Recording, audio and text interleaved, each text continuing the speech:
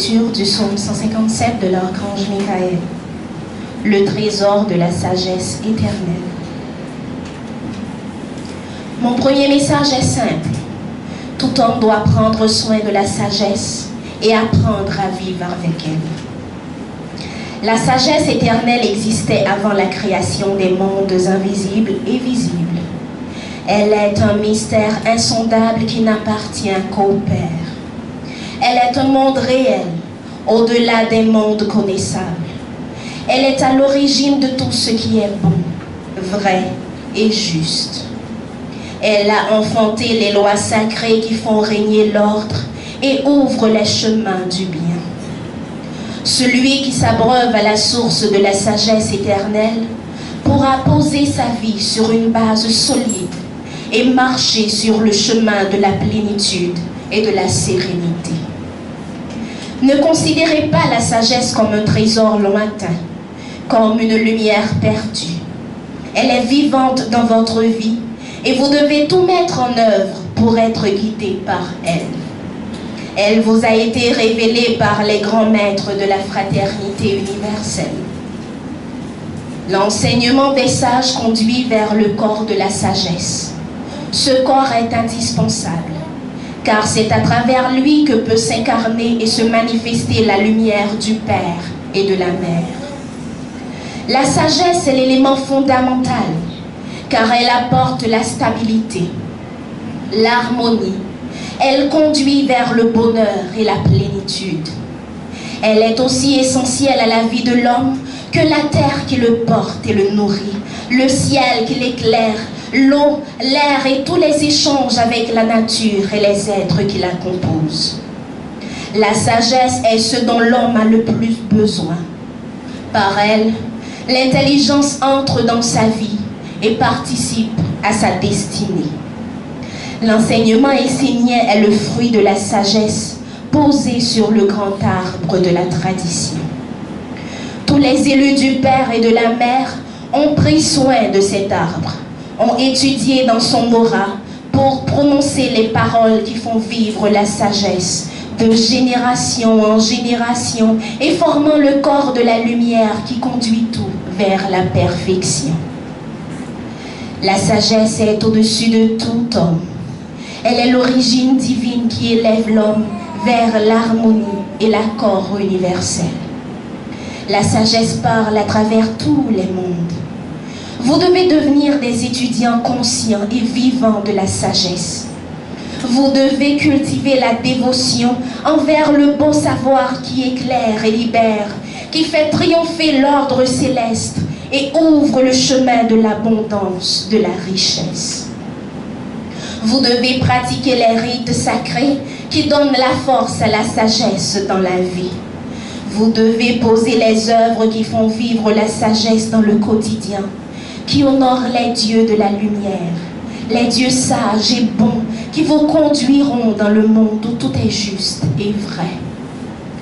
Par l'étude et la discipline, vous devez développer le parfait discernement entre ce qui est vrai et ce qui est faux. C'est la sagesse qui doit diriger la vie de l'homme et de l'humanité, et non pas la bêtise. La sagesse n'est pas un monde abstrait, réservé à quelques philosophes qui se tiennent en dehors de la réalité. Non, la sagesse est la totalité des mondes et de la vie. Elle est le monde réel qui est fondé sur des lois. La sagesse est l'ensemble des lois qui apportent une valeur à toute chose et permettent aux hommes de trouver le chemin de la sérénité. Si vous ne marchez pas avec la sagesse, qui conduira vos pas? Arrêtez de croire que la sagesse est loin de vous et que vous ne pouvez pas l'acquérir. Non seulement vous le pouvez, mais vous le devez. C'est une obligation, un commandement divin. Dieu a créé l'homme pour qu'il soit sage et bon. Si l'homme ne marche pas sur ce chemin, il ne marchera pas avec Dieu. Seule l'étude de la sagesse pourra le redresser et le guérir. Si vous pensez que la sagesse est inaccessible, vous remettez vos vies et la destinée de la terre entre les mains de ceux qui paraissent être des sages ou qui le font sous-entendre. Cela se présente comme étant l'intelligence supérieure et la guide de l'humanité. Mais le sont-ils vraiment? La sagesse est plus grande que tous les hommes. Et l'intelligence est un bien commun qui doit être cultivé tant et plus. Si les guides sont des sages, le peuple devient sage et la sagesse est honorée dans toutes les œuvres. Un véritable roi rend loyal tout ce qu'il touche. Il y a une grande illusion et une bêtise qui gouvernent l'humanité aujourd'hui. C'est pourquoi l'intelligence doit être éveillée et nourrie par l'étude.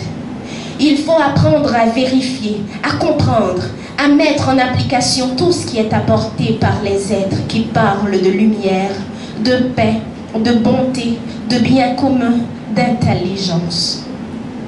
Il y en a assez de toutes ces croyances aveugles qui conduisent les hommes dans la bêtise et le néant. Vous ne devez pas baser votre vie sur une bêtise savante, mais sur une vérité qui éclaire et rétablit l'ordre. Il est important que vous puissiez vivre au quotidien avec la lumière d'une intelligence supérieure qui donne un sens noble, digne, éternel à toutes vos activités. Il faut commencer pas à pas à s'engager dans une toute autre direction. Il faut choisir le chemin de ce qui fonctionne, de ce qui donne des résultats et abandonner progressivement le chemin de ce qui ne fonctionne pas. Ce qui fonctionne, c'est ce que tu peux vivre dans ta vie et que tu peux expérimenter chaque jour. Alors, ta vie s'ouvre, elle grandit et fleurit. Elle ne te conduit plus d'esclavage en esclavage vers le néant, mais elle ouvre le chemin vers une possibilité supérieure. Ce chemin est progressif, car il est parfois difficile de changer d'orientation. Il y a toutes les oppositions, les habitudes, les forces existantes qui veulent continuer à se nourrir et à vivre de l'homme. En cela, l'aide de la sagesse te sera indispensable. À un moment donné de sa vie, l'homme doit faire un choix.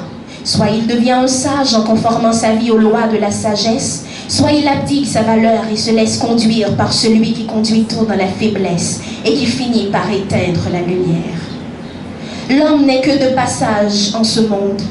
La seule chose qui importe est ce qu'il vit, ainsi que ce qu'il laisse derrière lui comme œuvre et message pour les générations futures. Aura-t-il participé à une œuvre qui ne dépasse pas la mort et le monde des hommes, ou aura-t-il participé à une œuvre qui glorifie la sagesse et les dieux immortels? La sagesse, c'est vivre avec les dieux dans tous les mondes et ne pas être un serviteur inconscient et aveugle de la bêtise, de l'ignorance qui conduisent tout vers le néant. Si vous cultivez la sagesse, vous deviendrez comme un soleil, une lumière dans la vie des autres, et par votre rayonnement, vous pourrez éclairer et conduire une multitude d'êtres. C'est pourquoi il est important d'apprendre à toujours vérifier ce qui vous est apporté, de séparer le bon du mauvais, de conduire le mauvais au recyclage et de rendre le bon fort, puissant et vivant à travers des actes concrets. Et ces actes embelliront la vie, lui donneront un sens et une âme supérieure qui ouvriront le ciel et feront apparaître ce qui est grand, noble, vrai. Vous devez vous libérer des croyances et des concepts préfabriqués. Il est important d'être vrai et de porter dans votre vie ce que vous faites. L'enseignement des Esséniens s'appelle la sagesse éternelle. L'étude de cette sagesse est aussi indispensable pour la vie de l'homme que de voir, respirer, manger, cultiver de bonnes relations avec la nature, les créatures qui l'habitent et le monde invisible sacré. Rappelez-vous que l'étude de l'enseignement est fondamentale dans vos vies. Vous devez vous éduquer dans la grande sagesse qui éclaire tout, qui équilibre, donne un sens profond, une valeur, une intelligence supérieure, une âme à chaque manifestation de la vie. Ne soyez pas des aveugles qui remettent leur vie entre les mains d'êtres qui paraissent posséder la sagesse, mais qui n'apportent que mensonges et illusions. Le mensonge n'est pas la sagesse, Il est l'aveuglement qui dénature ce qui est beau, vrai et qui conduit tout vers le néant. Éveillez votre intelligence dans le discernement entre ce qui est éternellement vrai et ce qui paraît être vrai sur le moment. C'est par le discernement conscient que vous cheminerez pas après pas vers l'acquisition du corps de la sagesse. Alors, la grande tradition de la lumière sera votre maison, votre corps, votre destinée. Père Michael, si nous sommes faibles, mal éduqués, comment faire pour porter cette intelligence qui est supérieure à notre vie? Les élus devront s'élever vers les mondes supérieurs par l'étude, la dévotion, les rites et les œuvres. Ainsi, ils pourront devenir forts dans la grande sagesse pour guider les multitudes dans la lumière. Celui qui veut porter le digne nom des Séniens doit étudier l'enseignement et apprendre à se connaître lui-même, à découvrir sa valeur. Étudier, ouvrez dans votre vie un espace vierge pour l'étude.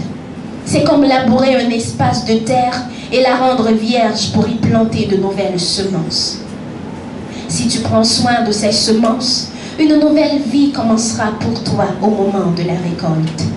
L'étude doit vous conduire à penser autrement et surtout à vous connaître vous-même, à connaître votre valeur, votre mission, ce que vous avez à faire. Ne vous laissez pas illusionner par des mondes qui veulent toujours vous éloigner du trésor, mais regardez réellement ce que vous portez en vous de stable et de fort. Puis, développez-le jusqu'à devenir des êtres forts de leur propre capacité, de leur propre trésor. Je ne vous parle pas de puissance pour dominer les autres, maîtriser ce qui vous entoure, mais d'être puissant en paroles et en œuvres qui viennent de vous pour le bien de l'ensemble. Ce qui est fondamental dans la vie de l'homme, c'est l'œuvre qu'il laisse sur la terre. Il est donc important de faire grandir ce que vous portez au plus profond de vous, en purifiant et en affaiblissant ce qui vous empêche d'être véritablement vous-même. Si vous ne fleurissez pas, tout sera perdu, non seulement pour vous, mais également pour la tradition, les autres, la terre et la vie s'éteindra. Si vous fleurissez, vous porterez semence et la vie continuera, se perpétuera. Seule la sagesse vous permettra de fleurir et d'offrir le meilleur de vous-même. C'est pourquoi il est important d'être authentique et fidèle à ce que vous êtes éternellement et pas seulement à ce que vous êtes dans le monde de la mort. Conduisez cette vérité jusqu'à ce qu'elle se manifeste à travers des actes et des œuvres. Alors, la sagesse, qui est supérieure à l'homme, viendra progressivement habiter votre vie et vous conduira sur un chemin de libération et d'accomplissement. Tel est le trésor. Amen. Alléluia.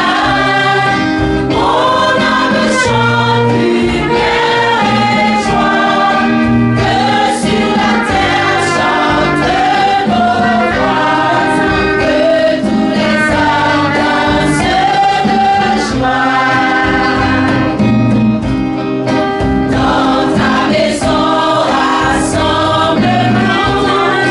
Dans ta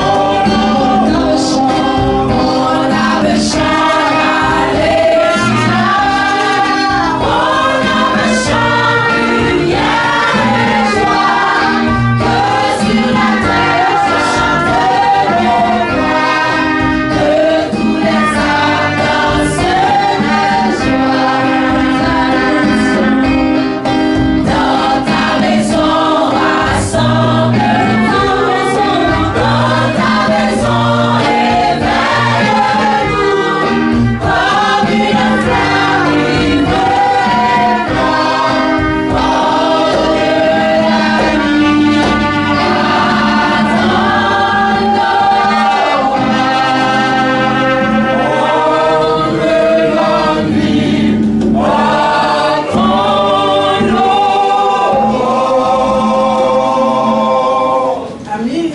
Amen. Bonsoir tout le monde. Bonsoir. C'est un plaisir pour moi d'être derrière ce lutrin pour apporter le message du Père Michael.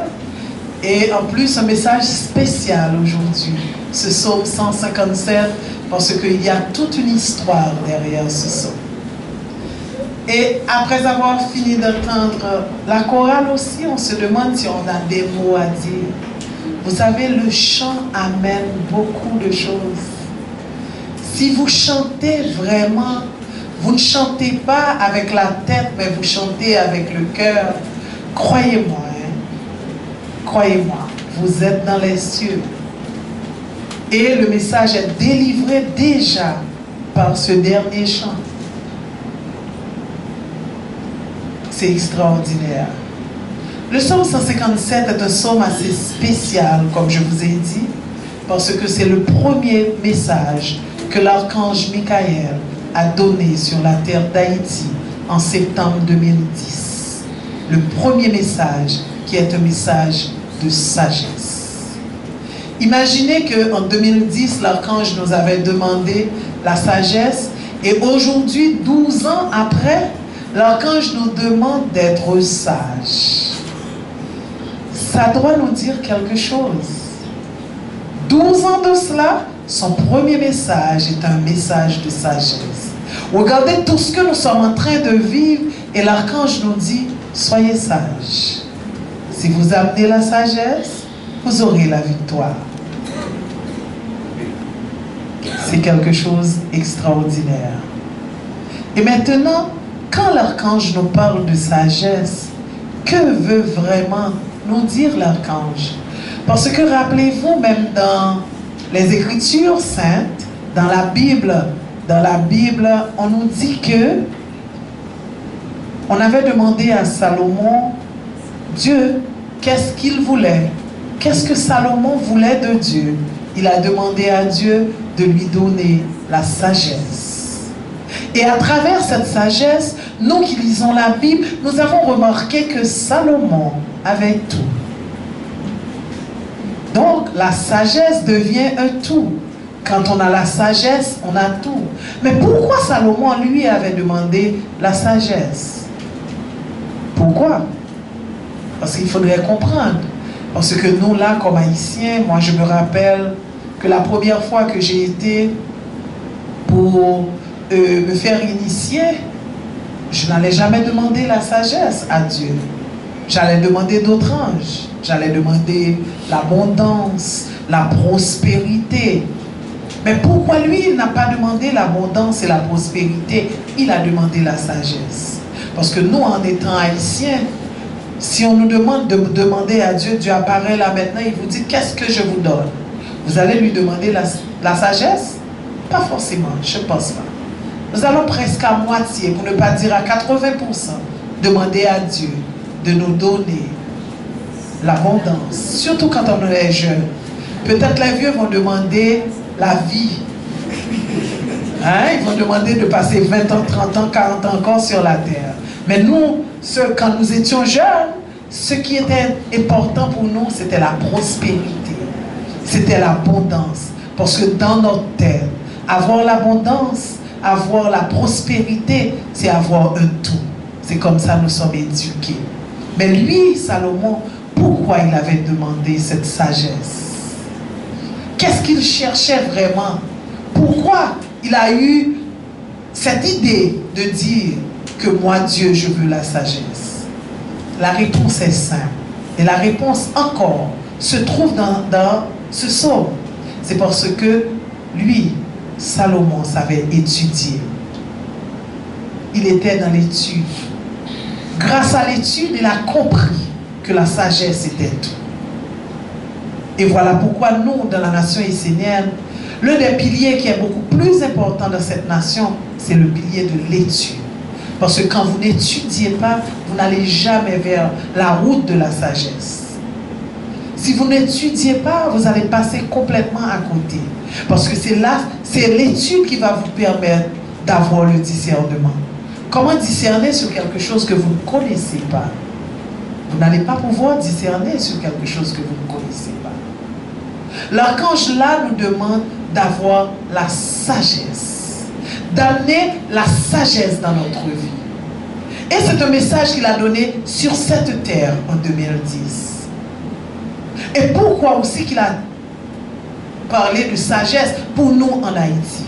Parce que nous, en Haïti, surtout nous, nous ne parlons pas des autres, mais nous parlons de nous-mêmes. Nous avons tendance à croire que la sagesse est faite pour les philosophes, pour les maîtres.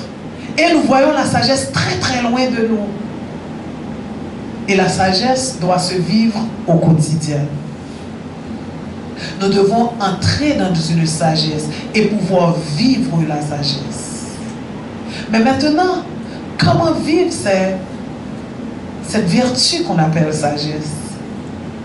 Qui se trouve tellement des fois, on regarde la sagesse, mais on trouve que la sagesse est tellement loin de nous.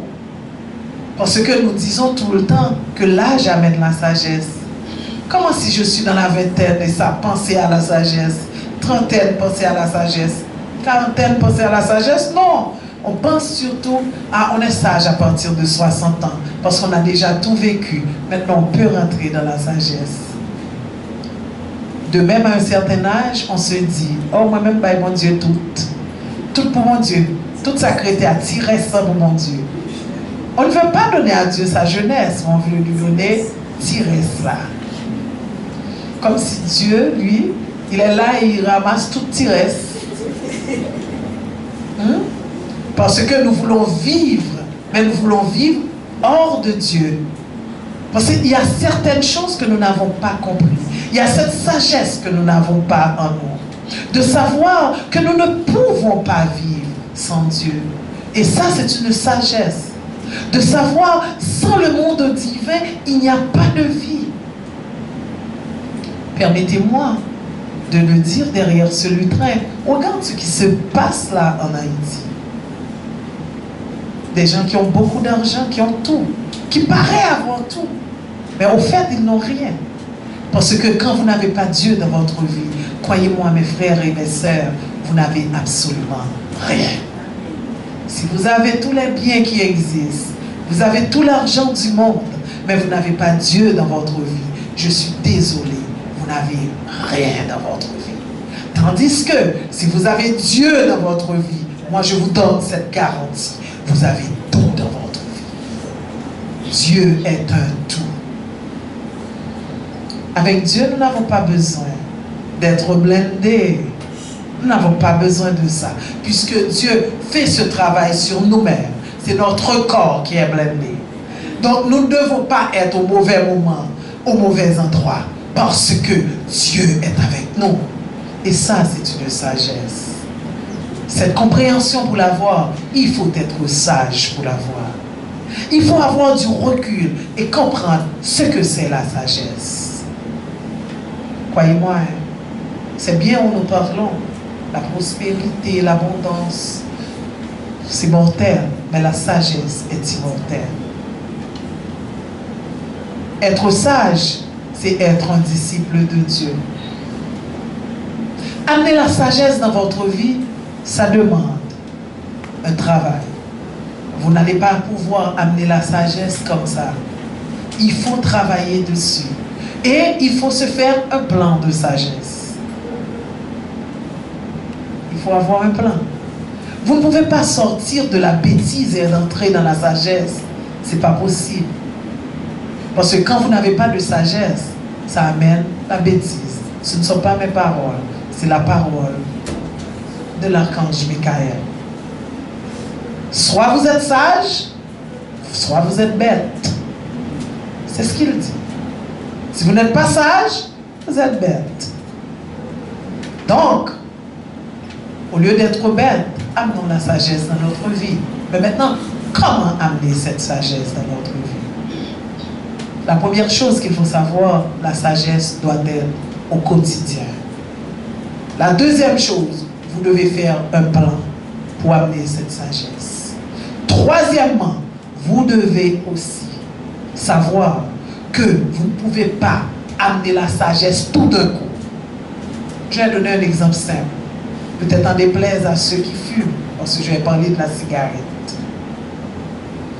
Supposons que vous êtes un fumeur, un bon fumeur, qui prend 2 poches par jour. Maintenant, vous voulez amener la sagesse dans votre vie. Est-ce que vous allez vous dire, ah non, maintenant là, je dois amener la sagesse dans ma vie, je laisse tout tomber. Plus question de fumer, parce que avec la cigarette, ça tue, etc. Donc moi, c'est fini cette affaire de cigarette. Non. Sinon là, tu n'es pas sage. Parce que pour être sage, il faut aller lentement. La sagesse amène une douceur. La sagesse, il y a le temps aussi dans la sagesse. Si vous n'utilisez pas le temps, vous ne serez jamais sage. Si vous pensez que vous pouvez le faire du jour au lendemain, alors croyez-moi, vous passez complètement à côté. Voilà pourquoi je vous ai demandé, il faut faire un plan. Je suis sorti de 2 poches de cigarettes et maintenant je me suis dit, ah, là je sais que je suis en train de détruire le temple de Dieu qui est mon corps. Je ne peux pas mettre le feu dans le temple de Dieu. Parce que quand vous fumez, vous mettez du feu dans le temple de Dieu. Et un mauvais feu. Donc je décide maintenant de mettre le bon feu dans le temple de Dieu. Mais ça ne peut pas se faire du jour au lendemain. Maintenant, je vais sortir de 2 poches. Je dis, je prends une poche et j'enlève 2 cigarettes dans l'autre poche. Et je prends un temps. 6 jours, 7 jours. Et chaque habitude, ça prend 21 jours. Je commence, ça prend un temps. Après encore, je retire 2. Je prends du temps. Je retire 2, etc. Je pense qu'une poche a 10 cigarettes, si je me rappelle. Ouais. Je pense que ça en a 10. Et après, combien, Michael? 20? Merci. Je vous garantis, elle n'est pas fumeur. Peut-être qu'elle vend des cigarettes, mais elle n'est pas fumeur. Oui. Ça a 20 cigarettes, ça peut vous prendre 4 mois, 6 mois, 1 an, 2 ans, c'est pas le problème. Ça ne fait rien, même si ça vous prend 5 ans.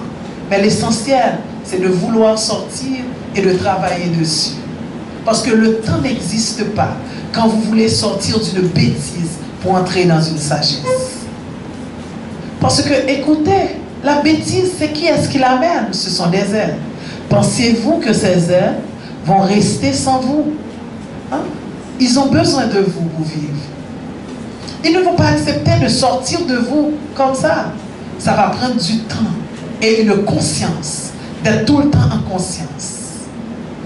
Et après une poche, vous passez à l'autre poche.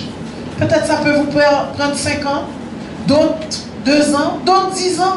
Mais ce n'est pas ça le problème. L'essentiel, c'est de faire un plan et de travailler dessus.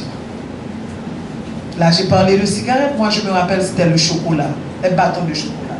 Je ne pouvais pas entrer dans un supermarché et ne pas acheter un bâton de chocolat. Et je sais qu'il était néfaste pour moi. Et je rentrais souvent dans les supermarchés. Donc, dans une semaine, au moins 5 bâtons, 6 bâtons de chocolat. Et je voulais sortir de cela.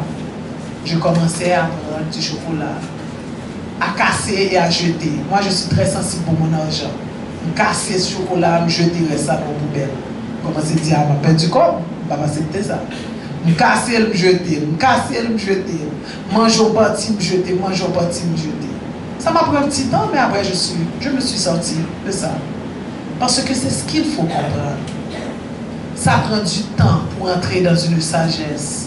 Et ça, c'est une sagesse de savoir qu'est-ce qui est bon pour toi, qu'est-ce qui n'est pas bon pour toi. Même dans ta vie au quotidien, qu'est-ce que tu peux faire, qu'est-ce que tu ne peux pas faire. Il y a des choses dans la vie que vous ne pouvez pas faire, qu'on ne peut pas faire, qu'on n'a pas le droit de faire. La sagesse, c'est de savoir quelles sont nos limites.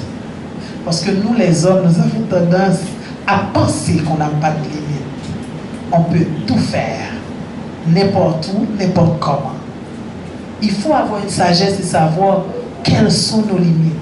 Pas un monde qui n'a pas de limites. Ou on côté commencer, il faut qu'on côté fini. Et quand on finit, et côté droit, l'autre a commencé.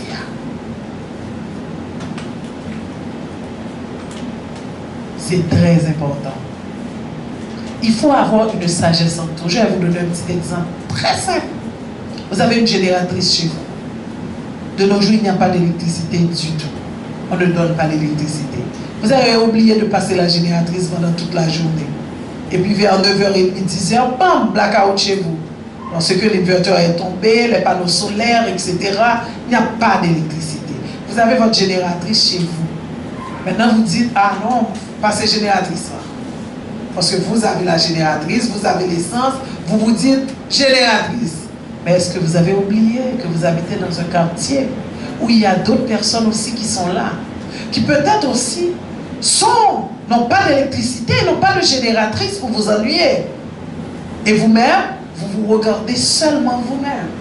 Comme moi, je l'ai, pas responsable pour qui va gagner, ça me fait boulot. Et vous passez génératrice sur 10h pour minuit, et puis quand fait tout bruit, empêcher tout le monde dans zone dormir. C'est pas sage. Donc, automatiquement, vous n'êtes pas sage. Parce que vous ne savez pas quelles sont vos limites. Dans la vie, vous avez des limites. Et, malheureusement, quand on est adulte, les autres ne vont pas vous donner votre limite. C'est à vous de savoir quel portail que vous ne devez pas dépasser. Moi, je me rappelle là de mon père, mon défunt père. C'est quelqu'un que j'ai aimé beaucoup, qui m'a apporté beaucoup dans ma vie. J'ai adoré mon père. Il m'a appris une chose, il m'a dit, tu vois là, il y a 3 types de lumière. Il y a le jaune. C'est un avertissement qui te dit, attention, soit le vert va venir, soit le rouge va venir. Il y a le vert où tu peux passer. Il y a aussi du rouge. Vous devez savoir à chaque couleur quelle attitude, quel comportement avoir. C'est quand tu vois la lumière jaune, tu dois t'arrêter et réfléchir. Pour votre information, mon père est décédé, j'avais 14 ans. Ces choses-là, il me les a appris très très tôt dans ma vie. Il dit, là où la lumière jaune, il faut qu'on ait, faut camper pour réfléchir. Pour qu'on ne soit pas le faire. Il ne faut pas avancer là où la lumière jaune. Il faut camper pour réfléchir. Ça me dit quoi là maintenant? C'est cette sagesse-là. De savoir quand vous arrêtez. Parce que sinon, vous risquez de marcher de bêtise en bêtise. Vous devez rester un moment, vous calmer et vous devez réfléchir. Et il me dit, quand tu vois la lumière est verte, c'est-à-dire tu peux passer. Effectivement, quand la lumière est verte, vous êtes autorisé à traverser. Et quand la lumière est rouge, si tu ne t'arrêtes pas complètement, tu risques d'être écrasé. C'est ça la vie. Et c'est ça aussi la sagesse. La lumière jaune est là, je m'arrête, mais je ne m'arrête pas complètement. J'attends pour savoir ce que je dois faire. Est-ce que c'est le moment? Est-ce qu'on va donner le vert? Est-ce qu'on va donner du rouge? Mais quand le rouge arrive, je dois m'arrêter complètement. La sagesse, c'est de pouvoir sortir le bon grain de l'ivraie. Et pour le faire, vous devez comprendre qu'il y a 3 étapes, effectivement. Et nous pouvons les mettre comme des lampes en couleur. Il y a le jaune, il y a le vert, il y a le rouge. N'essayez pas de traverser quand il y a du rouge. Vous allez pleurer parce que vous risquez d'être écrasé complètement. Et c'est ce que l'archange nous explique dans son psaume. L'archange nous explique que nous devons savoir. Nous devons étudier la sagesse. Nous devons amener la sagesse dans notre vie au quotidien. Nous devons être des gens sages. Nous sommes créés pour être des hommes sages. Contrairement à ce qu'on nous a fait comprendre, comme si la sagesse était tellement lointaine que ce n'est pas fait pour nous. Nous ne devons pas vivre sans la sagesse parce que c'est une obligation. Et j'ai aimé ce verset où on nous dit, le roi quand il touche quelque chose, il le rend royal. C'est beaucoup, hein? Il paraît une petite phrase, mais son gros parole le dit. L'on touche un bagage, ça fait le sentir. Est-ce qu'on rend royal? Est-ce qu'on rend en bêtise? Est-ce qu'on rend sage? Est-ce qu'on rend vivant ou bien est-ce qu'on rend mortel? Parce que sans permettre lier, c'est son lié au même. Il n'y a pas de jugement. À vous de vous juger. C'est très important. Ne vivez pas sans sagesse. C'est une obligation d'être sage. Et pour être sage, vous ne devez pas être impulsif. Vous devez prendre du temps. Le temps amène la sagesse. Moi, j'aime beaucoup les mathématiques. Si je voulais faire une formule avec la sagesse, j'allais mettre le temps là-dedans. Parce que le temps vous permet d'être sage. Si vous ne prenez pas du temps, vous n'allez être jamais sage. Si vous réagissez automatiquement, parce que vous savez aussi dans notre éducation, si vous ne réagissez pas automatiquement, tu es un lâche. C'est ce qu'on nous a appris, mais c'est faux. Seuls les sages ne réagissent pas. Seulement les idiots qui réagissent facilement. Parce que sinon, vous risquez comme d'être une girouette dans la main des gens. Ils se disent, ah oui, on connaît si me dit tel bail, Charlie n'a fâché, wesh, c'est comme on met ton fil et puis un petit wow. Donc, vous devez savoir prendre du temps, du recul, réfléchir avant d'agir. Le temps est important dans la sagesse. Regardez bien, quelqu'un vous fait du mal là maintenant. Vous êtes très frustré, fâché, prêt à exploser. Vous allez dormir demain matin, vous vous levez différemment. Le temps amène autre chose. Oh, nous-mêmes, nous disons la nuit apporte conseil. Mais ce n'est pas la nuit vraiment, c'est le temps qui amène ce calme. Le temps amène le calme. Parce que automatiquement, vous utilisez le temps. Qu'est-ce qui arrive? Vous changez d'attitude.